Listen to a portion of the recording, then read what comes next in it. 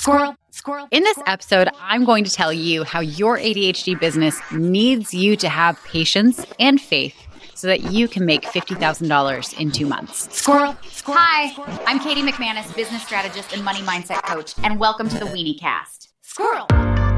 This week, I got a text from a former client. She completed with me in the spring, and while we were working together, she quit her corporate job, went full-time in her coaching business.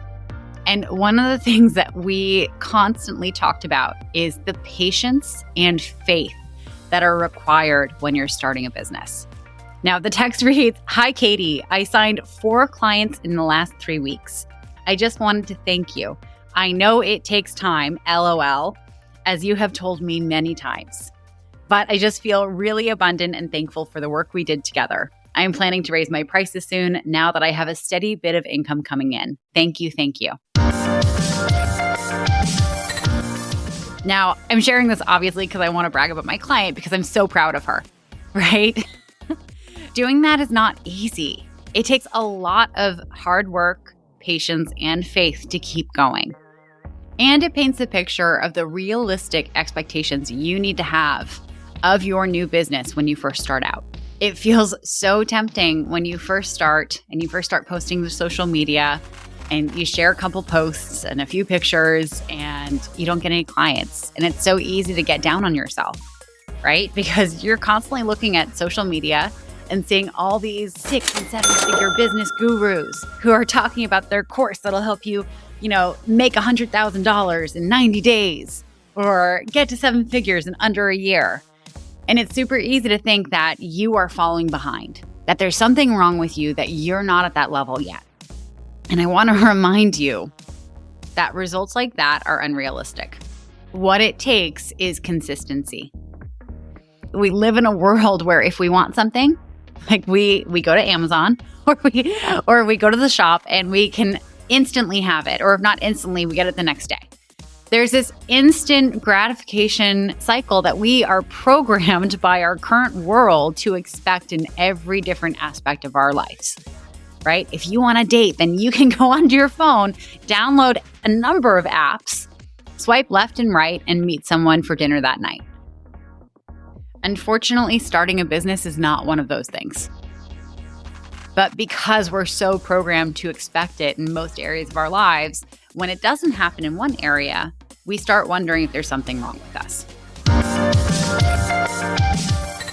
Now, this client in particular, who just signed 4 clients over the last 3 weeks, she has been posting to LinkedIn consistently since January. She has been fine-tuning her message. She's been getting better and better at writing copy. She's been learning what her voice is and connecting with her ideal clients. She's been hosting webinars and getting people to experience her in low-pressure ways. She's really going above and beyond in all these different areas of her business, and it's paying off. But I want to point to it didn't pay off immediately. I mean, unless you're incredibly lucky, there are no immediate results when you start a business. But why do we expect to have immediate results? One of the things that plays into this is the fact that there are so many influencers or business gurus out there who are selling a bullshit program, and they're getting onto social media and they're talking about their 7-figure business or 8-figure business and bragging about all their successful clients, but never actually naming those clients. Just want to point that out. And we believe them because by all their pictures, it appears that they're living the life of luxury. They're constantly on private jets, traveling to exotic places. They have all these pictures of them at luxury resorts, sitting poolside. You can see that they're ordering the most expensive things on the menu. They are touting the most expensive accessories, designer brands. They're constantly out shopping. And because as humans, we tend to believe what we see, right? We believe that they are as successful as they say they are because they have all these pictures.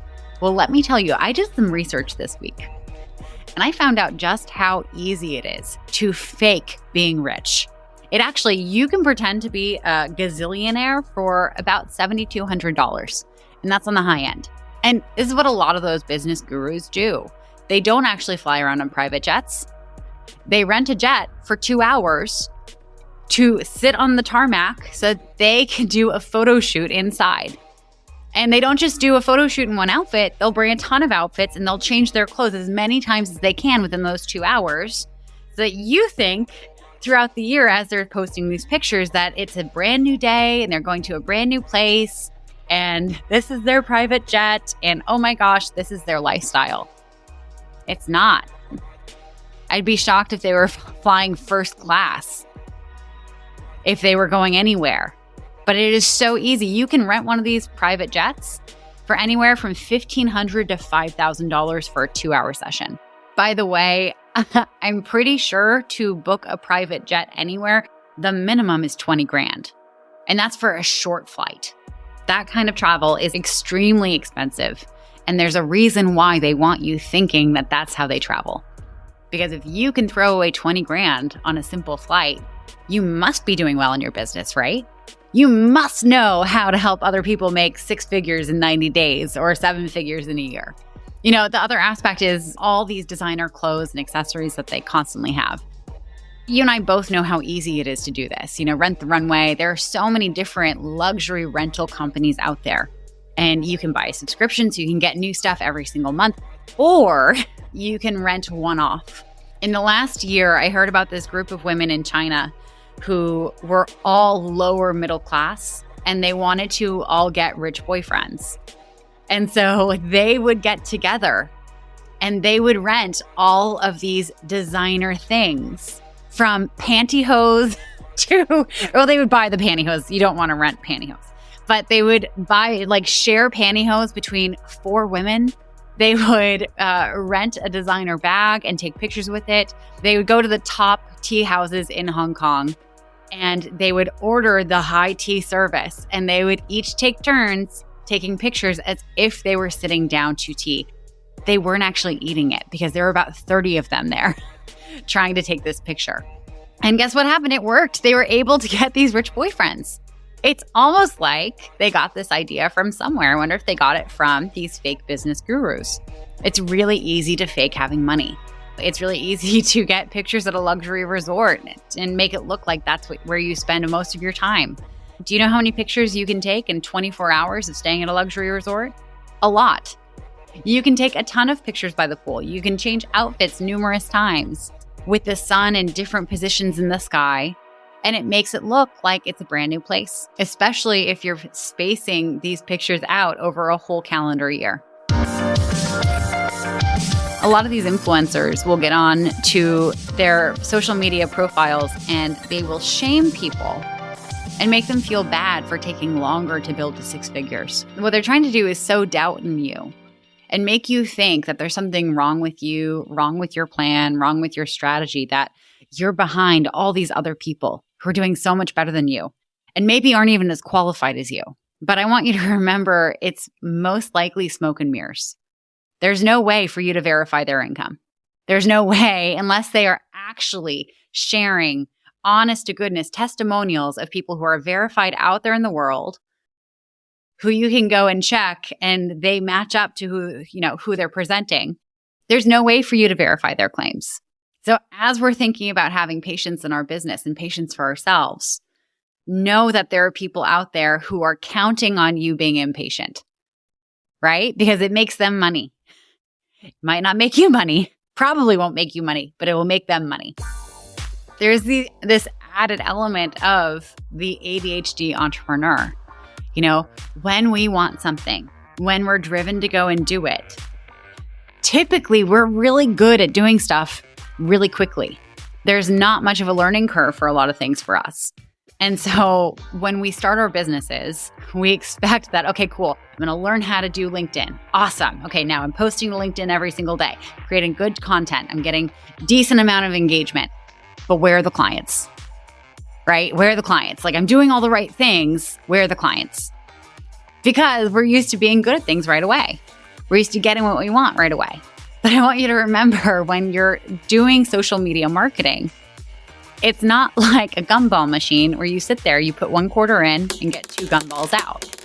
Each post you do is not going to produce clients. What it actually looks like is like a slot machine where you're sitting there and feeding quarters for hours over and over. And you might get one or two, and you might get a dozen. Who knows, depending on what it is that you're selling. But it takes time. And it's unpredictable. And it really does take patience and faith. One of the things that will help you have more patience and more faith is, oh, what am I going to say next? Well, you'll have to keep listening to find out. But first, squirrel.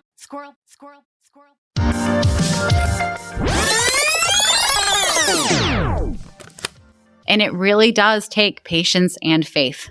One of the things that will help you have more patience and more faith is knowing that you have a strategy that's proven to work. If you're sitting there knowing that you're randomly throwing spaghetti at the wall and you have no fucking idea if this is actually going to work, I guarantee you're going to give up. Like, imagine you were lost in the woods and it's like you're running out of food and who knows how you got there. Maybe you sleepwalked or you wandered off from hiking, or I don't know. I don't spend a lot of time in the woods. However, I did once get lost. Oh my God, okay. So last summer, my friends all decided to do a Ragnar race. And if you don't know what a Ragnar race, it is the worst thing in the world. No offense to people who love Ragnar. But basically, it's a relay race where you get a team of 8 people, and it can be road or trail. This was a trail race. And each person is responsible for doing all 3 loops of the race once. And there's a green loop that's supposedly supposed to be easy. It's not. There's a yellow loop, and then there's a red loop. And these colors indicate the length. So my first loop doing this Ragnar race was the red loop, which was already over 7 miles through the hills of West Virginia. And I actually went off trail. I didn't realize it. I got lost. Instead of doing 7 miles, I did 9 miles. This is my biggest fear. And thank God I was doing this in the middle of the day, because this relay race goes all night. And if it just so happens your turn happens at 3 o'clock in the morning in the middle of deep night, you're out in the woods in the dark. And it's terrifying. When I did my night run, I was doing the yellow loop, and I actually passed a woman, and she had help. I wasn't like ditching someone who was injured in the woods. She had help, but she had broken her ankle.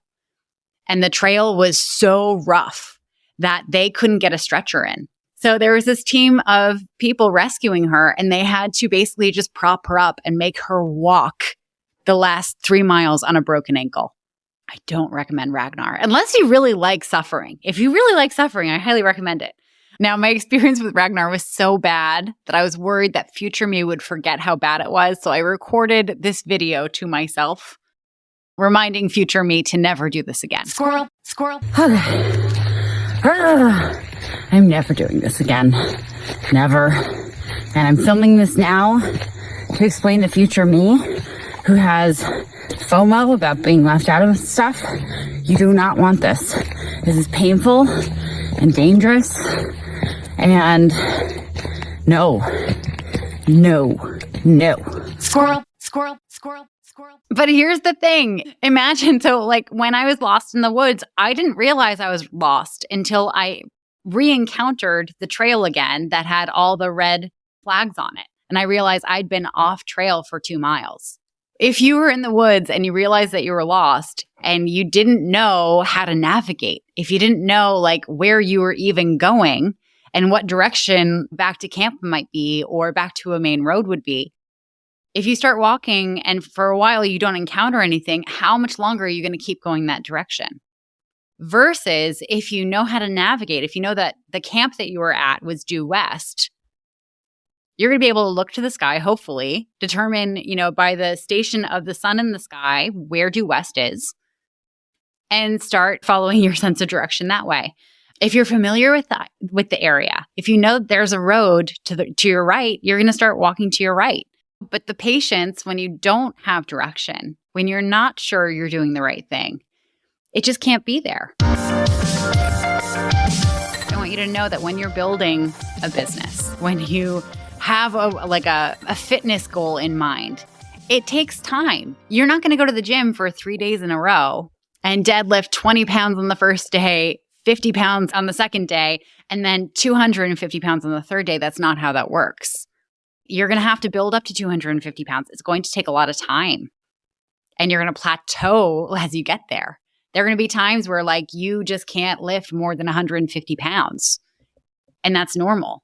The same is true for your business. The trick here is to not let shiny object syndrome get the better of you, right? Because as you are plugging away and posting and sharing about your business and doing all this work, it's really tempting to go to other social media platforms and see how other people are being super successful and maybe even see some of these fake gurus talking about how easy it should be if you just follow their 3 steps and think, oh, well, maybe I should give up on my strategy that I know will work and go and do this. And if you want to hear my strategies on how to avoid shiny object syndrome, you want to go and listen to the very first episode of this podcast where we talk about it. When I started posting to LinkedIn about my business so that I could get clients, I ended up making $50,000 in 2 months. Now, what I'm not telling you is it took me 5 months to get there. It took me 5 months of posting consistently every single day, engaging on the platform, being active to get to the point where I could make $50,000 in 2 months. It took patience, it took dedication, and it took a whole ton of faith to believe that what I was doing would work.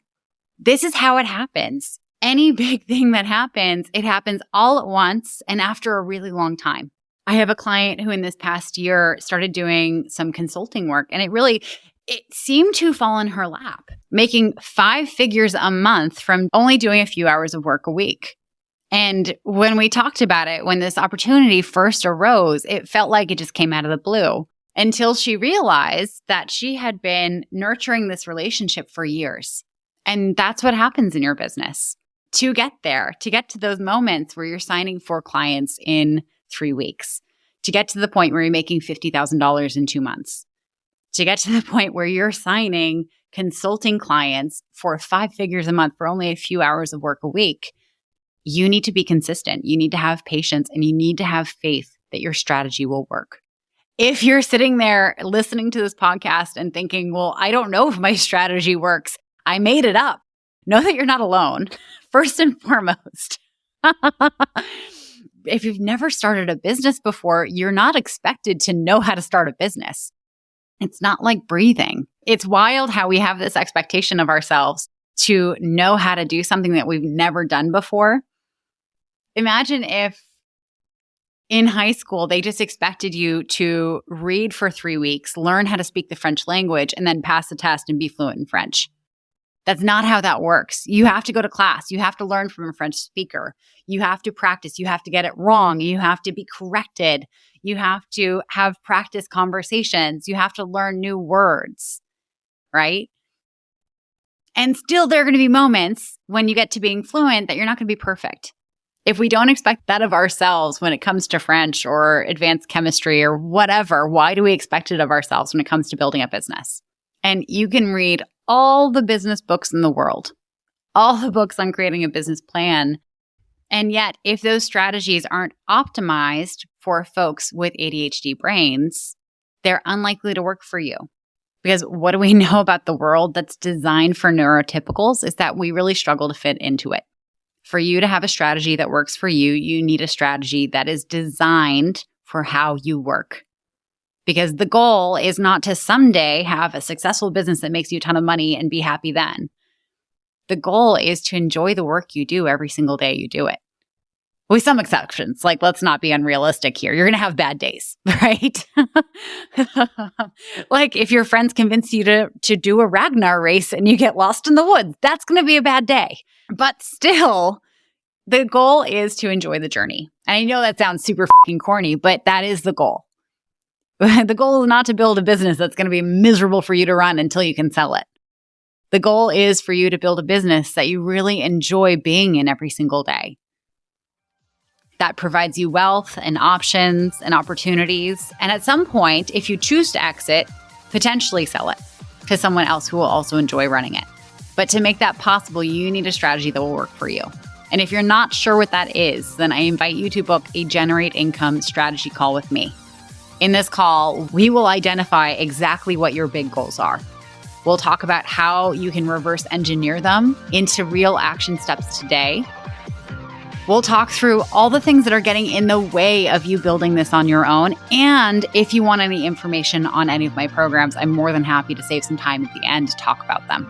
And if you want to go and book that session, then please go to weeniecast.com/strategy call.